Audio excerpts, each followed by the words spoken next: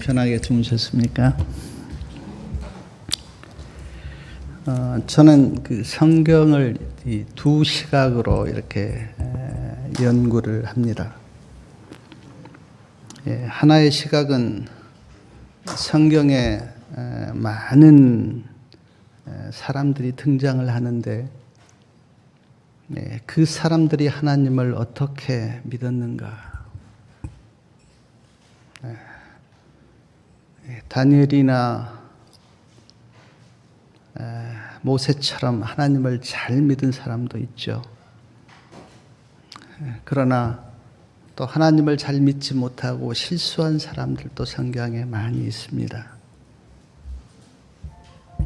그런 인물들을 이렇게 보면서 하나님을 잘 믿었던 사람들을 보고 또 그의 인생에 있어서 믿음이 좋았던 사람들을 보면서는 나도 그렇게 하나님을 믿어야 되겠다라는 생각을 합니다.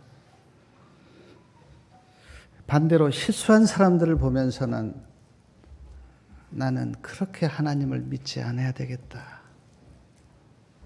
그 모든 사람들이 저에게 영적인 교훈이 돼요.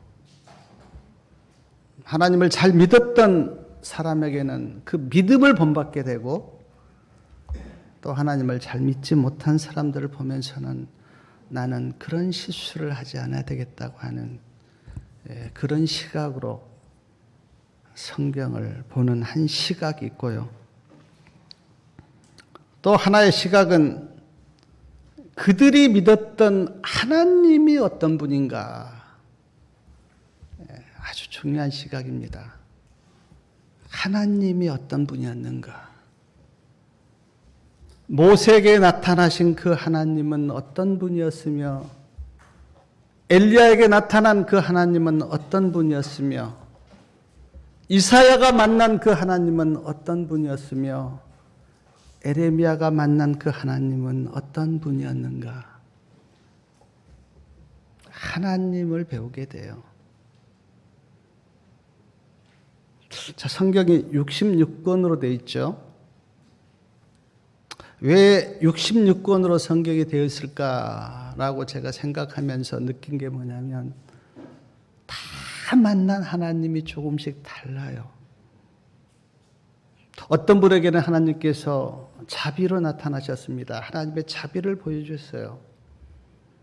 어떤 분에게는 공의를 보여주셨습니다. 어떤 분에게는 하나님의 품성을 보여줬고 어떤 분에게는 하나님의 마음을 보여줬어요. 요엘 선지자가 봤던 하나님의 모습과 요나 선지자가 봤던 하나님의 모습이 다를 수 있어요. 왜냐하면 하나님은 광대하시고 만유시기 때문에 어떤 인간도 자기가 다 볼 수가 없습니다. 어떤 분들은 하나님의 손을 받고요. 어떤 분들은 하나님의 배를 받고 어떤 분은 하나님의 얼굴을 받고 그렇게 될 수가 있어요. 제가 이렇게 사람들을 만나보면 어떤 분들은 사도 요한이 봤던 그 하나님은 잘 알고 있어요. 근데 베드로가 만난 하나님은 모르는 사람들이 있어요.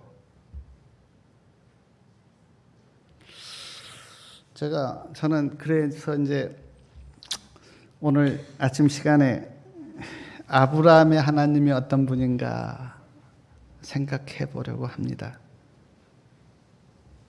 하나님께서 모세에게 나타나셨죠. 호렙산에 모세가 양을 치고 있는데 하나님께서 나타나셨습니다. 모세가 깜짝 놀랐죠. 누구십니까?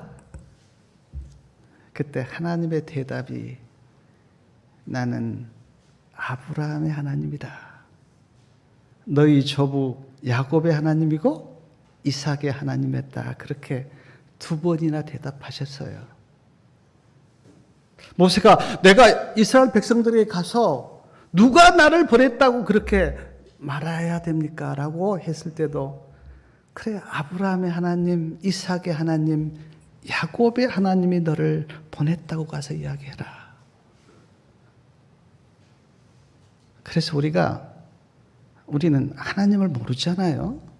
하나님을 만난 사람도 없고, 그러니까 우리가 하나님이 어떤 분인가를 알려면 아브라함에게 나타났던 그 하나님이 어떤 분이고, 야곱에게 나타났던 그 하나님이 어떤 분이고, 이삭에게 나타났던 하나님이 어떤 분이고, 요셉에게 나타났던 하나님이 어떤 분인가를 우리가 알므로 전체적으로 하나님이 어떤 분인가 하는 것을 우리가 알 수가 있잖아요. 물론 신앙은 여러 측면이 있습니다. 우리가 해야 될 일도 있고 의무도 있고 다 있어요. 그러나 신앙의 가장 본질은 하나님을 아는 것입니다. 아멘? 하나님을 아는 거예요. 저는 그렇게 믿습니다. 내 의지와 내 어떤 힘으로 변화될 수 없어요. 우리는 하나님을 알아감으로 나도 변화됩니다. 하나님을 바라봄으로 내가 변화돼요. 하나님이 어떤 분인가를 내가 깨달아감으로 내가 주님을 닮아가게 돼요. 그래서 우리의 신앙의 본질에서 우리가 벗어나면 안 돼요. 늘 창세기부터 계시록까지 여러 사람에게 나타난 그 하나님이 어떤 분인가를 우리가 꾸준하게 연구해 가면서 그 주님을 바라볼 때 내가 달라지고 내가 변해요. 저는 제 자신을 보면서 느낀 게 하나가 뭐냐면, 저도 수없는 설교를 들었고 했는데 변하십시오, 변하십시오. 뭐 당신 달라져야 됩니다. 그래서 사람이 변한 게 아니에요. 하나님을 알아가고 주님을 바라보면 그게 능력이에요. 아브라함의 하나님, 제가 솔직하게 뭐 설교 준비할 시간이 많이 없었습니다. 바빴어요, 많이. 네, 그래서 저는 그 아브라함에 대해서 이렇게 이번에 제가 설교를 했잖아요. 아브라함이 어떻게 하나님을 믿었는가 제가 이 앞전에 설교를 드렸고, 오늘은 아브라함이 만난 그 하나님이 어떤 분인가 이제 이 시간 생각해 보려고 하는데, 첫 번째 제가 그 아브라함의 하나님을 이렇게 묵상하면서 제 마음속에 깨달아졌던 게, 하나님께서 아브라함에게 본토 친척 아버지 집을 떠나라 그렇게 말씀하셨습니다. 그리고 아브라함이 떠났어요. 믿음으로 떠난 거죠. 근데 하나님께서 아브라함아, 네 본토 친척 아버지 집을 떠나라 그렇게 말씀하셔놓고 하나님께서 가만히 계셨는가? 아닙니다. 하나님이 아브라함과 동행하셨어요. 아브라함의 길을 하나님이 인도하셨어요. 아브라함과 함께 하셨어요. 아브라함이 전혀 길을 몰랐잖아요. 그 아브라함과 하나님께서 동행하시면서 마치 이스라엘 백성들을 불기둥과 구름기둥으로 인도하신 것처럼 하나님께서 아브라함을 그렇게 인도하셨어요. 저는 아브라함의 하나님을 보면서 내가 믿는 하나님은 나를 인도하시는 분이다. 아브라함을 인도하셨기 때문에.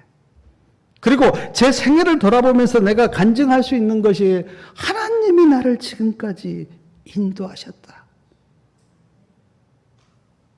나를 인도하시는 하나님. 근데 성경에 보면 양이 나오고 염소가 나와요. 그리고 양을 하나님의 백성으로 표상하고 염소를 사단의 백성으로 표상한 말씀이 나오는데, 하나님께서 나를 인도하실 때 나는 어떠해야 하는가? 믿음으로 따라가야 합니다. 하나님의 인도하심을 따라가야 돼요. 아브라함은 갈대아 우르에서 가나안까지 굉장히 먼 길이었는데 하나님의 인도하심을 쫓아왔어요. 그래서 우리도 하나님께서 나를 인도하실 때 때로는 말씀으로 인도하시고, 또 때로는 음성을 들려줄 때도 있고, 마음을 감동시킬 때도 있고, 또 어떤 사람을 통해서 하나님의 음성이 들려올 때도 있는데, 그때마다 우리는 그 하나님의 음성을 아멘으로 받고 따라가셔야 합니다. 그것이 우리의 믿음의 갈 길이에요. 두 번째 아브라함의 하나님에 대해서 제가 명상하면서 제 마음속에 말씀을 이루시는 하나님이시다라는 생각을 하게 되었는데, 하나님께서 아브라함에게 자손을 주겠다 그렇게 말씀하셨잖아요. 약속의 자손을 내가 너에게 주겠다. 그러면서 하늘의 별처럼 바다의 모래처럼 자손이 많을 거다. 근데 아브라함은 자손이 없어요. 75세 때 그 말씀을 하셨는데 25년 동안 자손이 없습니다. 25년 동안. 아브라함이 25년을 기다렸어요. 저도 그렇고 우리 성도님도 그렇고 아브라함도 그렇고 다 인간이기에 많은 갈등이 있었잖아요. 25년 동안 기다리면서 이스마엘도 나보고 또 종 엘리에셀을 하나님께 드리려고도 했고 그런 갈등이 있었습니다. 근데 그 25년이 무슨 기간이었을까 제가 생각해 볼 때 아브라함으로 하여금 나는 내 능력으로 하나님의 말씀을 이룰 수 없구나 하는 것을 깨닫게 하는 기간이었어요. 내가 아무리 몸부림쳐도 내 능력으로는 하나님의 말씀을 내가 이룰 수 없구나 라고 하는 깊은 깨달음 속에 아브라함이 믿음을 배웠잖아요. 그리고 하나님에게 있어서는 어떤 불가능한 상황에서도 말씀을 이루시는 분이구나 하는 것을 아브라함이 하나님을 깨달았다고요. 하나님은, 내가 믿는 그 하나님은 어떤 인간적으로 볼 때 전혀 불가능한 그 상황에서도 말씀을 이루시는 분이구나 하는 것을 아브라함이 깨닫고 그때 아브라함의 믿음이 달라졌잖아요. 만약 한번 생각해 보십시오. 약속의 자손을 주겠다라고 이야기해놓고 금방 주셨다면 아브라함 마음속에 그래, 내가 하나님의 말씀을 나는 이룰 수가 있어 라고 생각하면서 아마 믿음을 배우지 못했을 거예요. 근데 하나님께서 기다렸다고요. 아브라함은 하여금 내가 내 능력으로 어떤 하나님의 말씀을 이루는 것이 아니라 하나님이 하신 그 말씀을 이루어 가시구나. 그것을 아브라함으로 하여금 배우도록 하기 위하여. 그래서 저는 이 성경 말씀들을 보면서 하나님은 하나님이 하신 말씀을 때가 되면 하나님의 능력으로 이루시는구나. 그러므로 나는 하나님의 말씀을 붙들고 인내하면서 기다려야 되겠구나. 그 믿음을 배운다고요. 1888년 기별자들도 이렇게 믿음을 정의했잖아요. 믿음이란 하나님의 말씀이 이루어질 것을 믿고 말씀이 이루어지도록 말씀만. 우리도 그런 믿음 가져야 되잖아요. 사랑하는 여러분, 오늘 예수님이 우리에게 많은 약속을 하셨습니다. 내가 다시 오겠다 약속하셨어요. 그 말씀 붙들고 믿음으로 기다리고 계십니까? 무덤에서 내가 일으킬 거다. 그리고 너희를 데리고 내가 하늘에 가서 살 거다. 우리 인간적으로는 믿어지지가 않아요. 그러나 그것이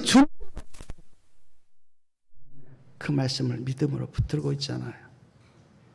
그리고 믿잖아요. 때가 되면 하나님께서 그 말씀을 이루실 거다. 아브라함을 기다리고 하나님께서 안 줬잖아요, 자식을. 아브라함은 애가 탔지만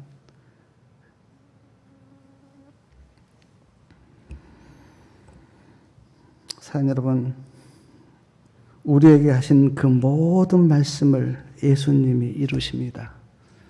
신실하게 이루셨고 오늘도 그 말씀을 이루어 가시고 그리고 앞으로도 이루실 것이고 디모데후서 2장 13절에 보면 이런 말씀이 있는데 우리는 미쁨이 없을지라도 주는 일양 미쁘시다. 여기에 일양 미쁘시다는 말은 항상 예수님은 신실하시다 그런 뜻이에요. 신실하신 예수님. 찬미에도 그런 찬미 있잖아요. 신실하신 주. 신실하신 주. 우리에게 소망이 있는 것은 우리가 신실하기 때문이 아니라 내가 믿는 그 하나님이 신실하신 분이기 때문에 거기에 우리의 믿음이 있잖아요. 하나님이 우리처럼 변덕이 심하시면 우리가 어떻게 믿겠어요? 그러나 하나님은 변하지 않는 분이에요. 또한 아브라함의 하나님은 구원을 예비하신 분이다. 저는 그렇게 믿었습니다. 구원을 예비하셨어요. 우리가 너무나 잘 아시는데 창세기 22장에 보면 하나님께서 아브라함에게 모리아 땅으로 가서 내가 너에게 지시할 그 산으로 가서 이삭을 번제로 드리라 그렇게 말씀하셨어요. 왜 이 말씀을 하셨는가 증언해 보면 두 가지 이유 때문입니다. 한 가지 이유는요. 부자 선지자 155페이지에 보면 이런 말씀이 있어요. 아브라함이 하나님의 약속에 대한 믿음의 부족을 나타냈다. 그래서 사단은 하나님과 천사들 앞에서 아브라함이 언약의 조건을 따르지 못하였다고 비난하고 그러므로 하나님의 축복을 받을 자격이 없다고 아브라함을 고소하였다. 사단이 참소를 한 거죠. 하나님, 내가 아브라함 일생을 다 알고 있는데 아브라함은 하나님의 그 언약을 안 믿습니다. 그 아브라함 행동 다 아시잖아요. 그렇게 참소한 거예요.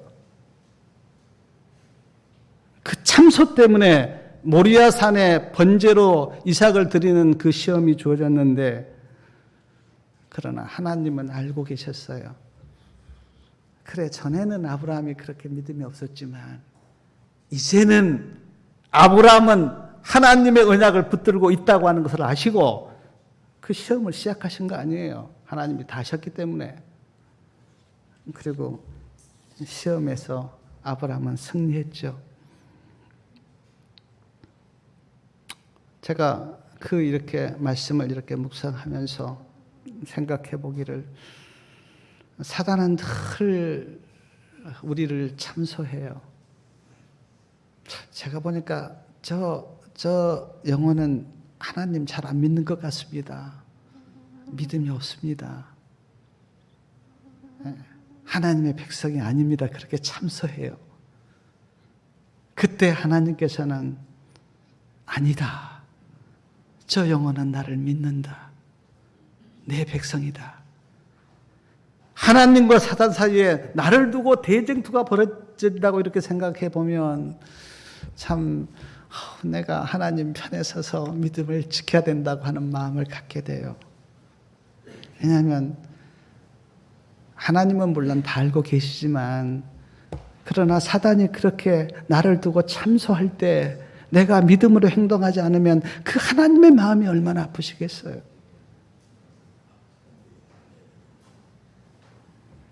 모리아 산에도 우리가 상상해 보면 하나님은 다 알고 계셨지만 만약 아브라함이 그때 믿음을 나타내지 않았다면 사단이 얼마나 하나님 앞에서 보라고, 아브라함 보라고, 하나님 안 믿는다고 그렇게 했을 거 아니겠어요. 근데 아브라함이 참 믿음으로 모리아산에 가서 이삭을 번제로 드렸을 때 그 하나님의 마음이 얼마나 기뻤을까. 사단아, 봐라. 내가 믿음을 가르쳤던 그 나를 믿는다. 사단의 마음, 이제 하나님의 마음이 얼마나 기뻤을까. 사랑하는 여러분, 우리도 하나님을 기쁘시게 하시기 바랍니다. 믿음으로 살면 하나님께서 기뻐하세요. 우리가 하나님을 기쁘시게 할 게 없습니다. 물론 우리가 헌신하면 기뻐하시지만 그러나 하나님이 우리에게 바라는 것은 믿음으로 사는 것을 바라세요. 믿음으로.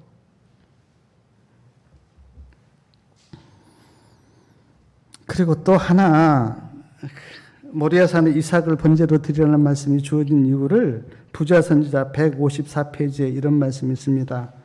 하나님께서 아브라함에게 이삭을 번제로 드리라고 한 것은 복음의 실제를 마음에 새겨 주기 위함이었다.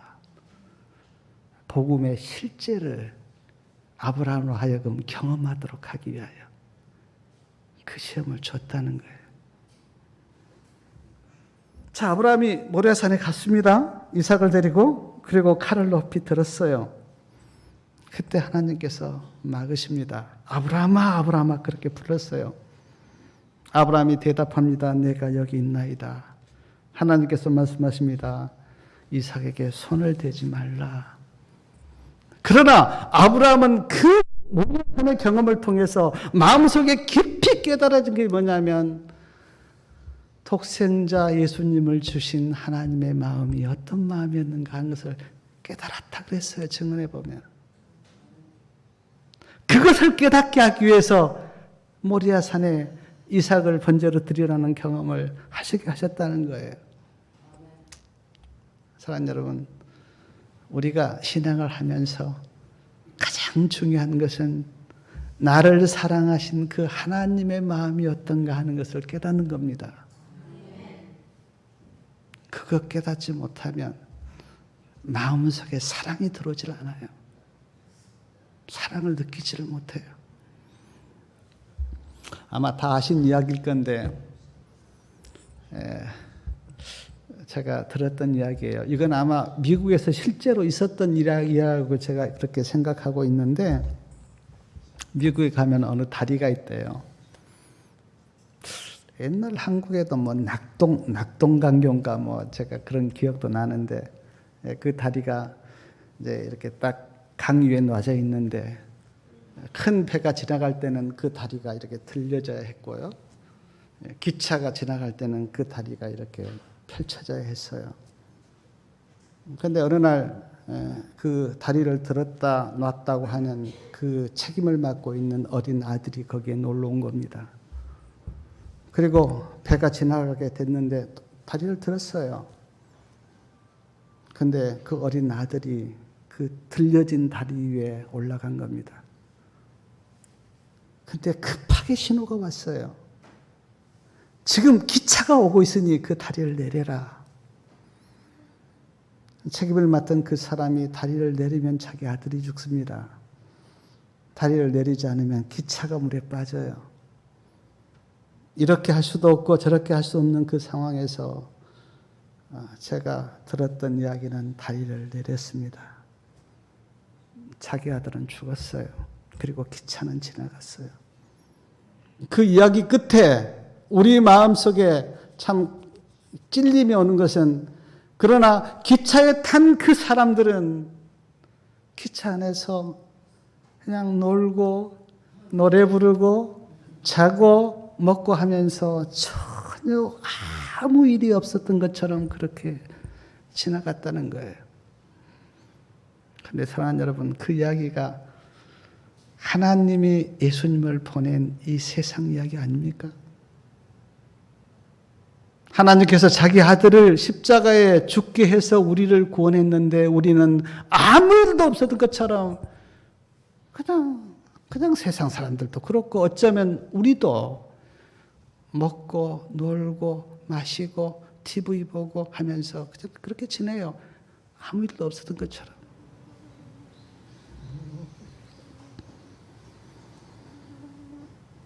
제가 자식을 딸 하나, 아들 하나, 둘이 나서 키우는데 오늘 지금 아들이 이제 옵니다. 제가 자식을 키우면서 참 눈물도 흘려보고 또 마음이 아픈 일도 있고 누구나 다 마찬가지죠. 근데 제가 하나님께 감사한 게 하나가 있어요. 자식을 키워보기 전에는 하나님이 나를 얼만큼 사랑하셨는가 하는 감을 잘 못 잡았어요. 근데 자식을 키우면서 내 마음속에 나 같은 죄인도 이렇게 자식을 사랑하는데 하나님의 사랑은 얼마나 클까? 마음속에 깨달아졌어요. 나 같은 부족한 사람도 이렇게 자식에게 관심이 많은데 하나님은 나에게 얼마나 관심이 많을까? 내가 복음을 조금 깨닫게 됐다고요. 자식 키워보니까 하나님의 마음 조금 알겠더라고요.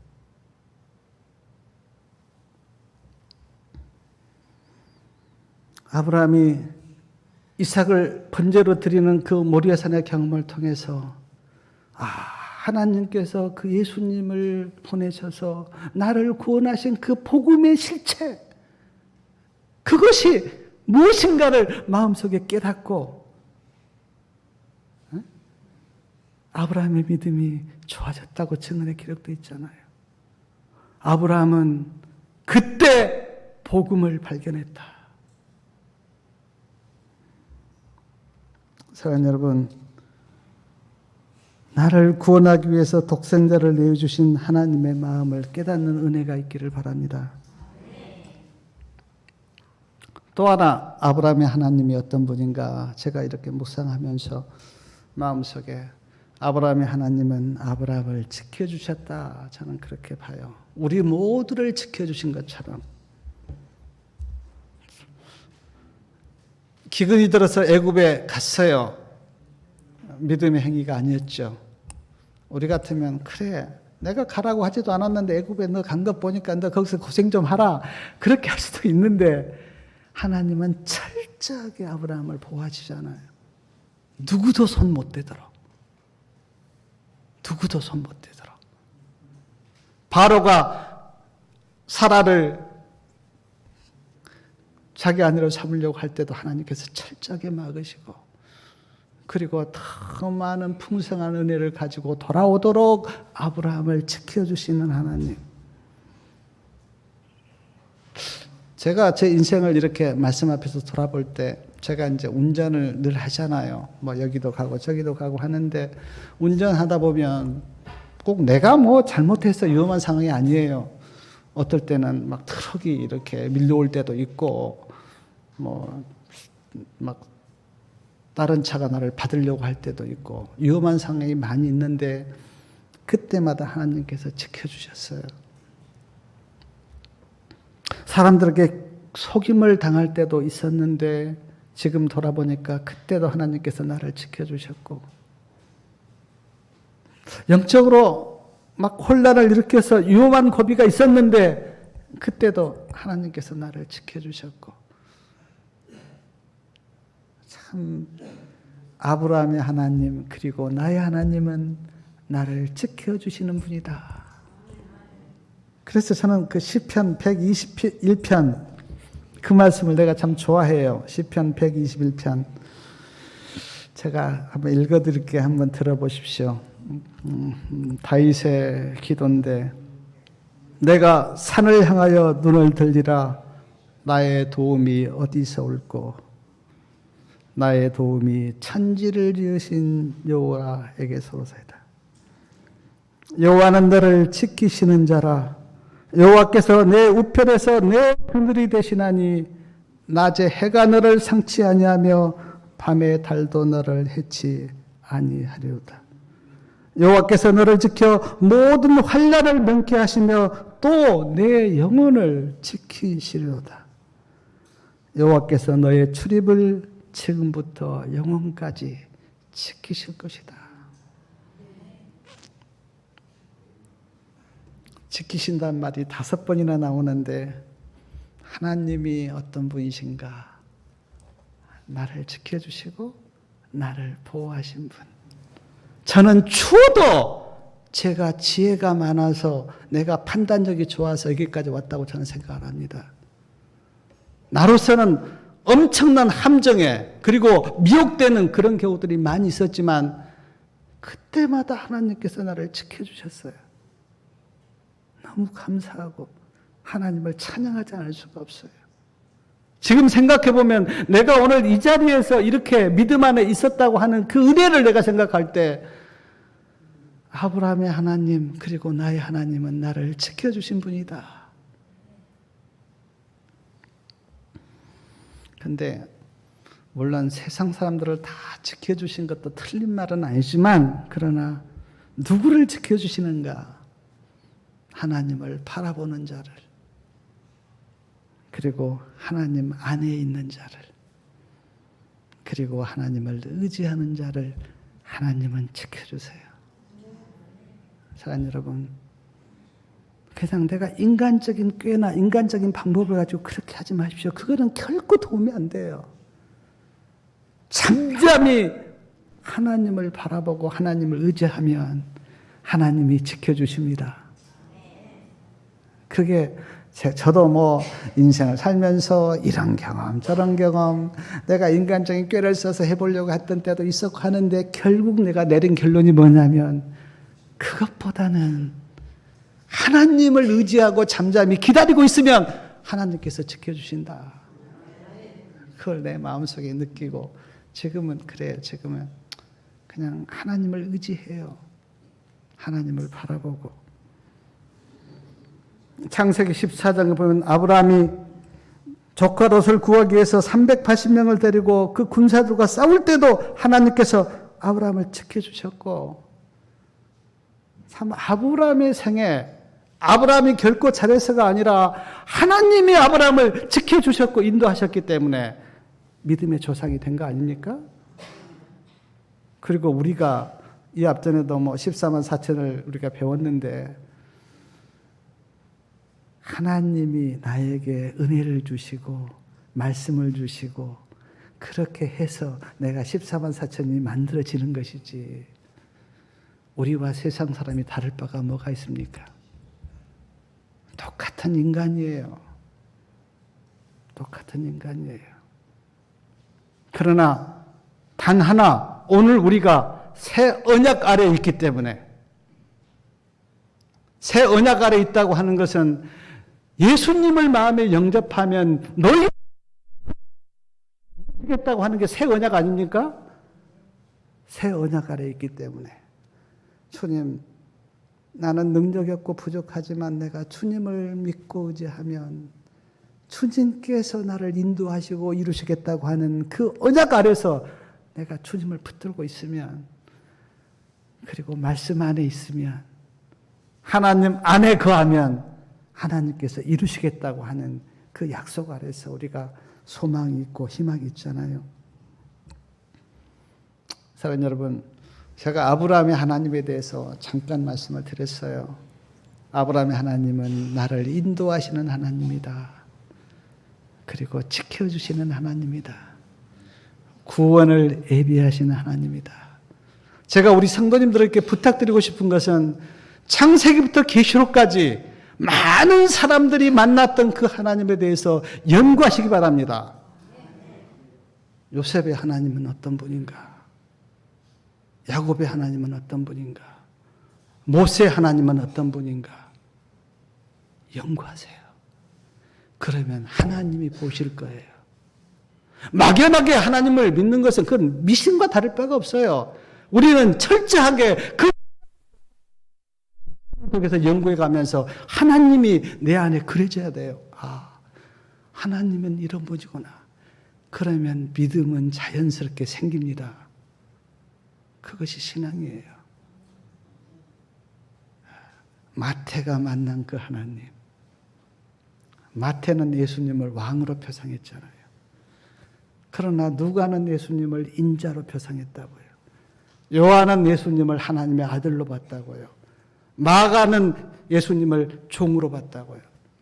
예수님의 모습이 다 달라요. 그러므로 우리는 모든 사람이 만난 그 예수님에 대해서 우리가 알므로 예수님을 좀 더 많이, 좀 더 깊이 알 수가 있다고요. 사랑하는 여러분, 성경을 그냥 무턱대고 읽지 마시고 하나는 성경에 나와 있는 그 인물들이 하나님을 어느 때 잘 믿었고 어느 때 잘 못 믿었는가를 마음속에 새기면서 우리는 교훈을 받아야 되고, 그리고 그분들이 만났던 그 하나님이 어떤 분인가 깊이 마음속에 깨달으면서 이번 집회를 통해서, 그리고 성도님들 집에 돌아가서 개인적으로 하나님을 만나시기 바랍니다. 예수님은 내 개인의 구주예요.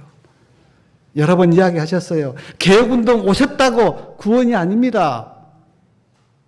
구원이 아니에요. 그 사랑의 하나님, 나를 구원하신 그 하나님을 개인적으로 만나시고 개인의 구주로 삼으셔서 우리 성도님들의 믿음이 진보하기를 바라고 또 하나님의 은혜가 충만하기를 바라면서 말씀을 마치겠습니다.